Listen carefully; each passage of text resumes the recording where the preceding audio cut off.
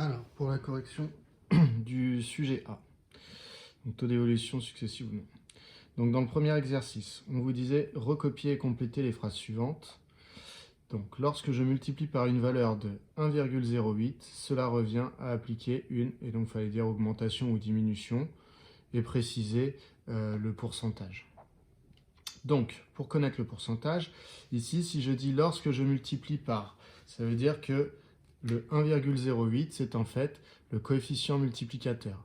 Donc, si le coefficient multiplicateur vaut 1,08, pour savoir s'il s'agit d'une augmentation ou d'une diminution, je vais retirer 1. Donc, pour connaître le taux est égal donc à 1,08 moins 1, ce qui donne 0,08. J'ai donc un taux qui est positif, il n'y a pas de moins devant, donc ça veut dire que ça revient à une augmentation de 8%, car 0,08 est égal à 8%. Donc finalement, réponse à la première, c'est augmentation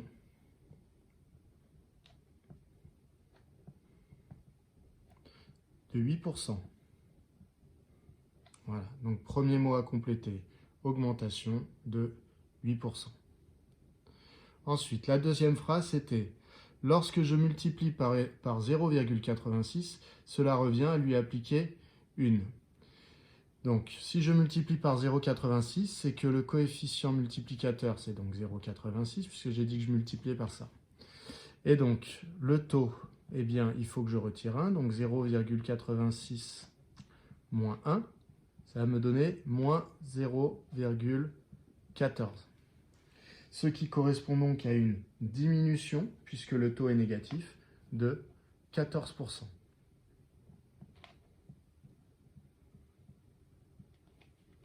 Donc diminution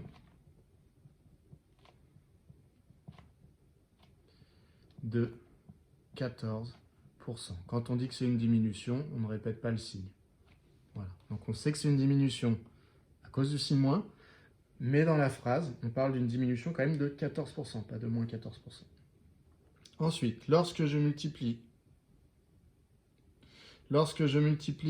une valeur par 3, cela revient à lui appliquer une. Alors si je multiplie par 3, on sait que ça va être une augmentation, mais bon, je fais comme si je ne savais pas. Donc, si je multiplie par 3, c'est que le coefficient multiplicateur, c'est 3. Le taux, il faut donc que je retire 1, donc 3 moins 1, c'est-à-dire 2. Si je veux le mettre en pourcentage, ça fait 200%. Et donc, c'est positif, donc c'est une augmentation de 200%.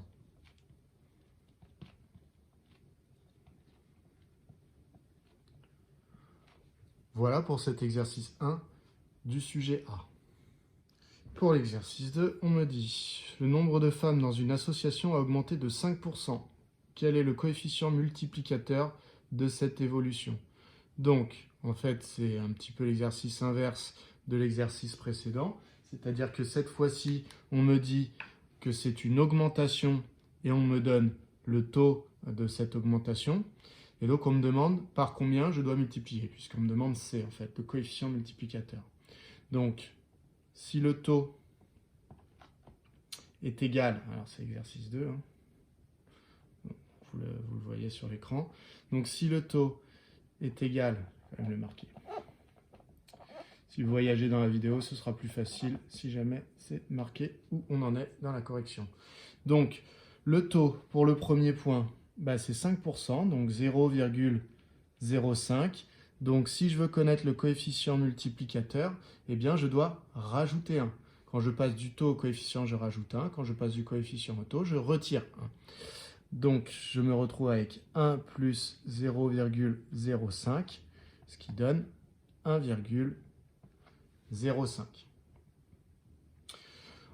Ça, c'était pour la première phrase. Ensuite, on vous dit, dans cette même entreprise, le nombre d'hommes a diminué de 0,4%. Quel est le coefficient multiplicateur de cette évolution? Donc, le taux, on m'a dit que cette fois-ci, ça avait diminué de 0,4%. Donc, mon taux est négatif. Et 0,4%, si j'ai des doutes sur ce que c'est, je tape sur ma calculatrice, 0,4 divisé par 100, Donc ça me donne 0,004. Ne vous faites pas avoir par les virgules en pourcentage. Si je veux le coefficient multiplicateur, je lui rajoute 1 à ce taux. Donc ça fait 1 plus moins 0,004, ce qui revient en fait plus moins. Donc j'ai pas droit à deux signes de suite. Soit je mets des parenthèses, soit directement, je dis que c'était 1 moins 0,004. Donc il y en a qui ne passent pas par cette étape, qui disent c'est une diminution, donc je fais 1 moins le pourcentage. Ça marche aussi. Ce qui me donne 0,996. Donc pour diminuer de 0,4%, je dois multiplier mon nombre au final par 0,996. Voilà pour cet exercice 2. Pour l'exercice 3, on me disait le nombre de CDI dans une entreprise est passé de 2352 à 1953. En arrondissant votre réponse à 0,01%, donc à deux chiffres après la virgule une fois que je suis en pourcentage, eh bien recopier et compléter la phrase suivante. Le nombre de CDI dans cette entreprise a subi, donc on attend augmentation ou diminution, et la valeur du pourcentage. Du coup, donc dans une entreprise, on est passé de 2352 à 1953. Donc je peux calculer le taux d'évolution. Le taux d'évolution, pour le calculer, je peux appliquer la formule que pour la plupart vous connaissez depuis longtemps. C'est la valeur d'arrivée moins la valeur de départ divisé par la valeur de départ. Qu'est-ce que ça me donne? La valeur d'arrivée, c'est la valeur après l'évolution, donc 1953, moins la valeur de départ, donc la valeur avant l'évolution de 1352, divisé par la valeur de départ de 1352. Ça me donne, je prends ma calculatrice, hop, donc 1953 moins 2352 divisé par 2352, ça me donne cette réponse-là. Donc, on me demandait d'arrondir deux chiffres après la virgule une fois que c'est en pourcentage. Alors, quand je mets en pourcentage, ma virgule se décale de 2 crans. Donc, si je veux encore avoir deux chiffres en plus après la virgule, il faut que j'arrondisse à 4 chiffres après la virgule tant que ma réponse n'est pas encore en pourcentage. Donc, je regarde le cinquième après le 96. Vous voyez, c'est un 4. Donc, j'arrondis à 96. Je ne passe pas à 97, car si c'est un 4 après, mon nombre est plus proche de 96. Du coup, je donne ma réponse, et ma réponse, c'est moins 0,1696. Ce qui fait que je pourrais le mettre en pourcentage, ça fera 16,96%. Donc cela correspond à une diminution, puisque mon taux est négatif. Une diminution de 16,96%. Attention, quand on vous précise bien à combien arrondir, eh bien, on en tient compte dans la notation, puisque ça fait partie des compétences que vous êtes censé avoir.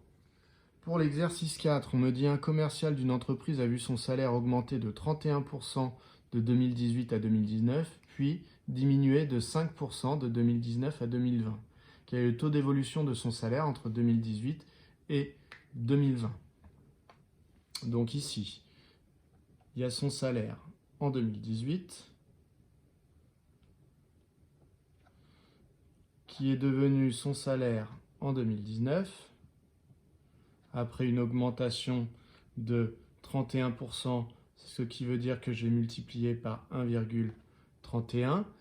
Et enfin, c'est devenu son salaire en 2020.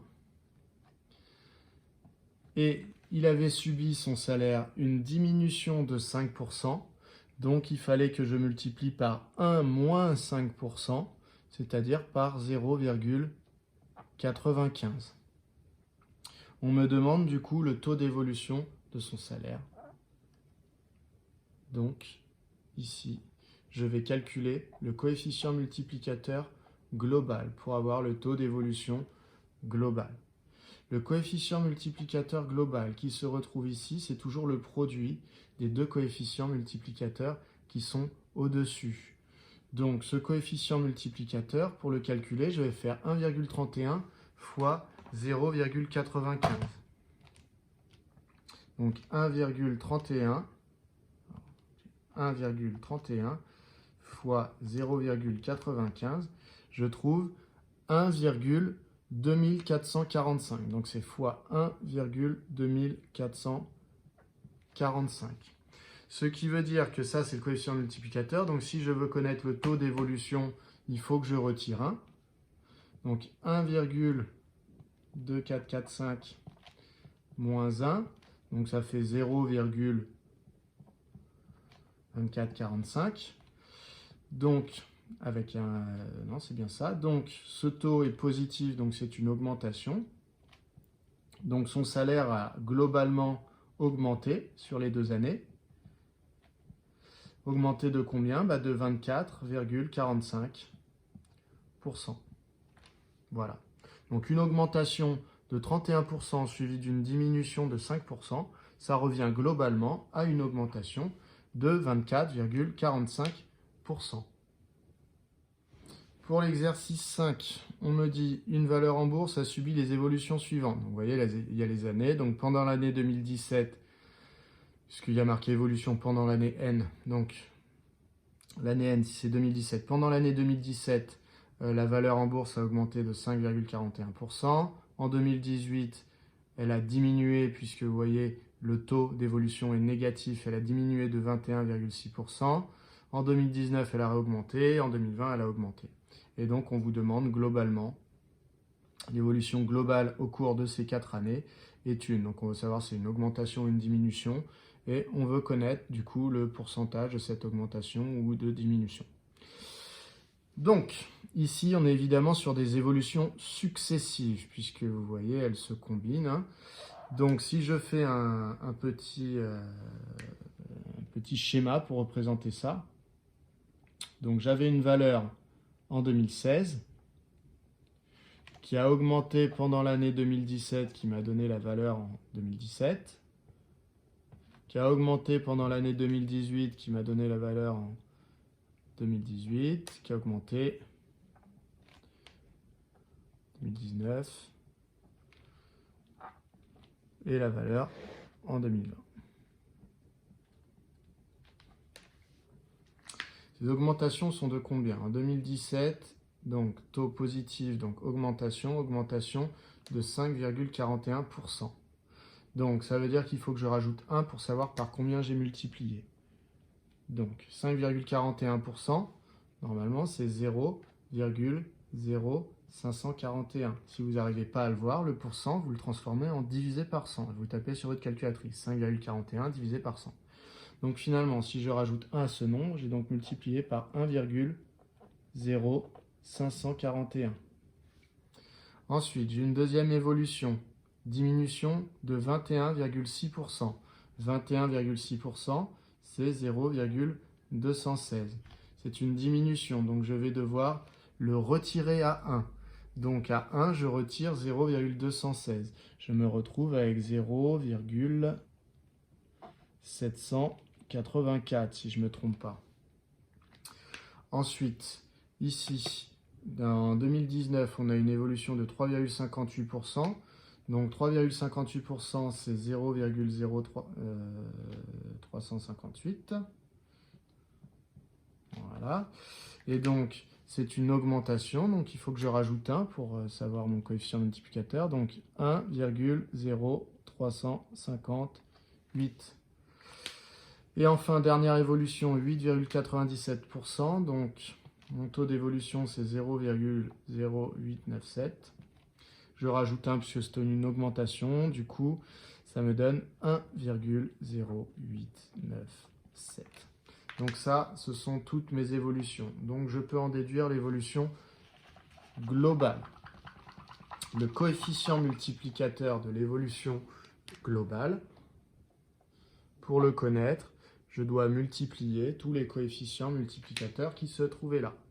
Donc je prends ma petite calculatrice et je les multiplie tous. 1,0897 0,541 fois 0,784 fois 1,0358 fois 1,0897.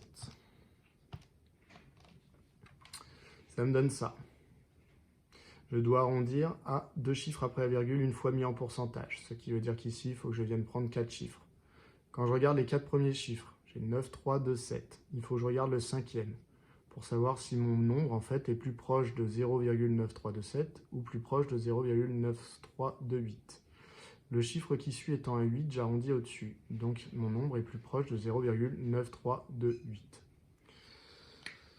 Donc fois 0,9328.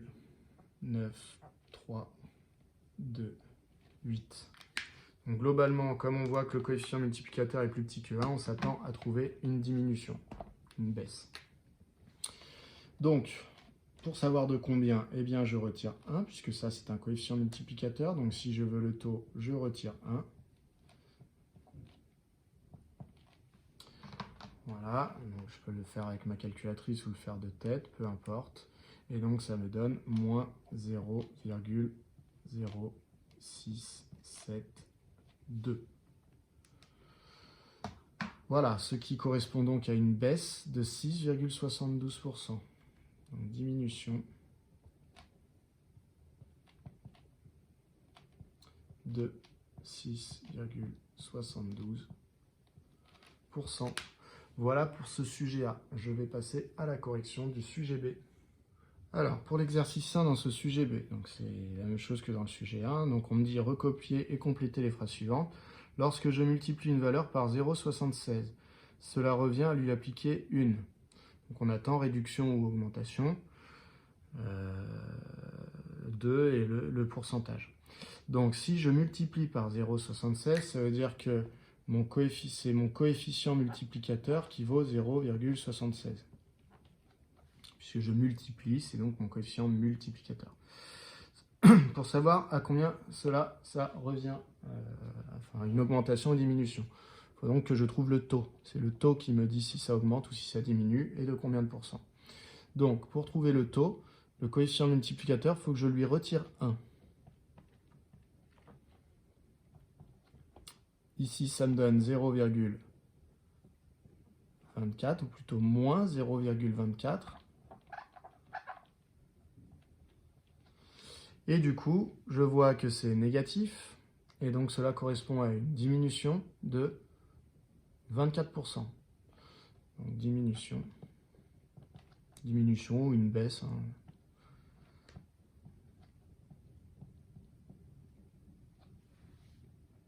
Voilà. Pour la deuxième phrase, on me dit lorsque je multiplie une valeur par 1,09, cela revient à lui appliquer une, donc pareil. Donc si je multiplie par 1,09, c'est que mon coefficient multiplicateur vaut 1,09. Donc le taux, pour le trouver, je retire 1. Et donc ça me donne 0,09. C'est un taux positif, donc il s'agit d'une augmentation.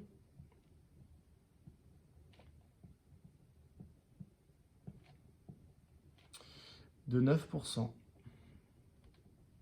que 0,09, c'est 9 divisé par 100. Enfin, lorsque je multiplie une valeur par 4, cela revient à lui appliquer une. Donc si je multiplie par 4, mon coefficient multiplicateur vaut 4, ce qui veut dire que le taux, je retire 1, il vaut 3. Ce qui vaut au passage 3, c'est 300%. Des fois, ça vous dérange de ne pas avoir un nombre décimal ici, un nombre à virgule. Mais ça fonctionne de la même manière. Je multiplie par 100 pour connaître la valeur 100 pourcentage ici. Donc il s'agit d'une augmentation puisque le taux est positif de 300%. Voilà pour cet exercice 1. On va passer à l'exercice 2. Dans cet exercice 2, on me dit le nombre de femmes dans une association a augmenté de 0,5%. Quel est le coefficient multiplicateur de cette évolution? Donc, je vais commencer par déterminer le taux. Donc, si ça a augmenté de 0,5%, c'est-à-dire que mon taux est positif, puisque c'est une augmentation. Et 0,5%, c'est le nombre 0,005. Si vous n'en êtes pas convaincu, vous tapez sur votre calculatrice. Le pourcent veut dire divisé par 100. Donc 0,5 divisé par 100, vous allez tomber là-dessus. Et donc on me demandait quel est le coefficient multiplicateur de cette évolution. Donc le coefficient multiplicateur de cette évolution, on note C comme coefficient, hein. Et donc c'est 1, c'est le taux auquel j'ai rajouté 1. Donc 1 plus 0,005. Donc il s'agit de 1,005. Donc si je veux augmenter, pour se connaître, si je veux augmenter de 0,5% une valeur, je dois multiplier par 1,005. Deuxième phrase, on vous dit dans cette même entreprise, le nombre d'hommes a diminué de 4%. Quel est le coefficient multiplicateur de cette évolution? Donc diminution, ce qui veut dire taux négatif. Et donc diminution de 4%. Donc 4 divisé par 100, c'est 0,04. Donc mon coefficient multiplicateur, il faut que je rajoute 1. Donc ça fait moins 0,04 plus 1. Donc ce qui revient à faire 1 moins 0,04. Et donc je me retrouve avec 0,96. Donc pour diminuer de 4%, je dois multiplier par 0,96. Voilà pour cet exercice 2. Exercice 3. Dans l'exercice 3, on vous dit le nombre de CDI dans une entreprise est passé de 3120 à 2093. En arrondissant votre réponse à 0,01%, donc ça veut dire à 2 chiffres après la virgule une fois que je suis en pourcentage, recopier et compléter la phrase suivante. Le nombre de CDI dans cette entreprise a subi une. Donc on attend de vous baisse ou augmentation et de combien. Voilà. Du coup, on me dit que le nombre de CDI est passé de 3120 à 2093. Donc, je peux appliquer la formule que vous connaissez depuis longtemps pour calculer un taux d'évolution. Quand je connais la valeur d'arrivée et la valeur de départ, je peux appliquer la formule valeur d'arrivée moins valeur de départ sur la valeur de départ. Ça me donne 2093 moins 3120 divisé par 3120. Je prends ma calculatrice, je calcule. Donc 2093 moins 3120 divisé par 3120. Je trouve donc moins 79 sur 240. Si ça ne me parle pas, je le fais traduire en écriture décimale. Et je trouve donc moins 0,329. Alors attention, pour le dernier chiffre, puisqu'il m'en faut 4 après la virgule, pour qu'une fois en pourcentage, il m'en reste 2 après la virgule, puisque je sais que ma virgule va se décaler. Donc, je regarde ici mon résultat et je vois 3, 2, 9, 1. Donc, la question est de savoir si je laisse le 1 ou si je le passe au 2. Il faut que je regarde le chiffre d'après. Le chiffre d'après étant un 6, eh bien j'arrondis à 0,3292. Donc voilà pour mon taux. Donc ce qui veut dire qu'il s'agit d'une baisse, puisque je vois ici un taux négatif. Donc c'est une baisse de, si je mets en pourcentage, 32,92%. Donc diminution ou baisse de 32,92%. Voilà pour cet exercice 3. Pour l'exercice 4, on me dit un commercial d'une entreprise a vu son salaire augmenter de 29% de 2018 à 2019, puis diminuer de 7% de 2019 à 2020. Donc là, on est dans le cadre d'évolutions successives. Voilà, hop. Donc, on a une première évolution donc de 2018. Donc, j'ai une valeur du salaire en 2018. Je ne sais pas ce qu'il vaut, mais ce n'est pas très important ici. Qui va devenir une certaine valeur en 2019 et qui va devenir une certaine valeur en 2020. Les évolutions de 2018 à 2019. On m'a dit que le salaire avait augmenté de 29%. Donc, il faut que je multiplie par une augmentation de 29%. Cela revient à multiplier par 1,29. C'est 29% à qui je rajoute 1 pour avoir le coefficient multiplicateur. Ensuite, diminution de 7%. Donc diminution de 7%, il faut que je rajoute 1. Mais si c'est une diminution de 7%, ça veut dire que le taux, c'est moins 0,07. C'est moins 7%. Donc je rajoute 1. Donc ça fait 1 moins 0,07. Et je tombe sur 0,93. Donc ça, vous pouvez le faire de tête. Donc voilà. Donc c'est toujours 1 moins le pourcentage. Pour une augmentation, c'est 1 plus le pourcentage d'augmentation. Et pour une diminution, 1 moins le pourcentage de la diminution. Ce qui revient à chaque fois à dire 1 plus le taux. Du coup, je peux calculer le coefficient multiplicateur global qui vient s'inscrire ici. Pour le calculer, il faut que je multiplie les deux coefficients multiplicateurs des évolutions successives. Donc, 1,29 fois 0,93, ça me donne 1,1997. Donc, si je suis un peu aguerri, je vois que c'est une augmentation, puisque dès que mon coefficient multiplicateur est au-dessus de 1, ça correspond à une augmentation. Donc ça, c'est mon coefficient multiplicateur. Donc, pour connaître le taux d'évolution, eh bien, il faut que je lui retire 1. Donc, je retire 1, donc 1,1997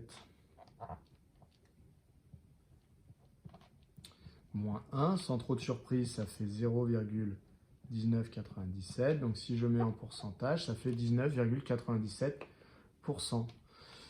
Mon taux ici est positif, donc c'est une augmentation. Donc, augmentation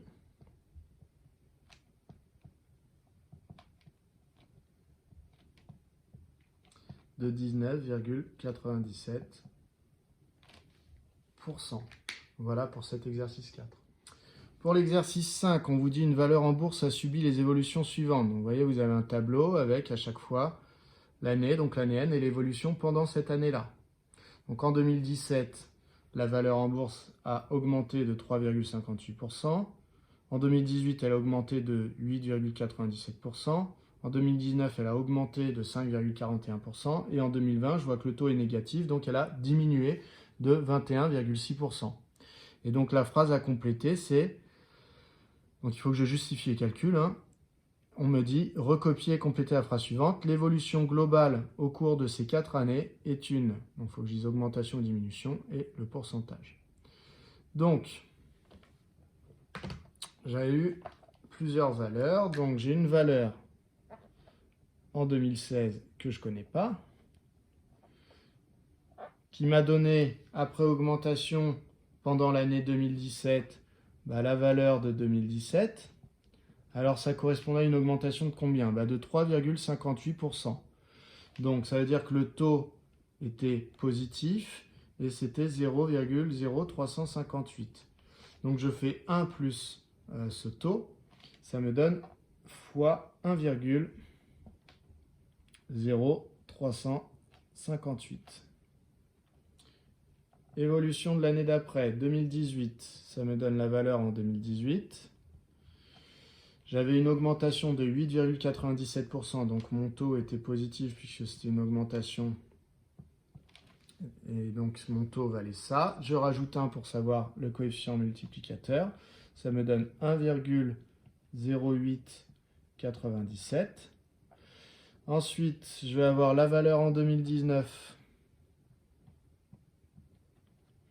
C'est une augmentation de 5,41%. Donc mon taux vaut 0,0541 augmentation, donc il est positif. Je rajoute 1 à ce nombre, je trouve 1,0541.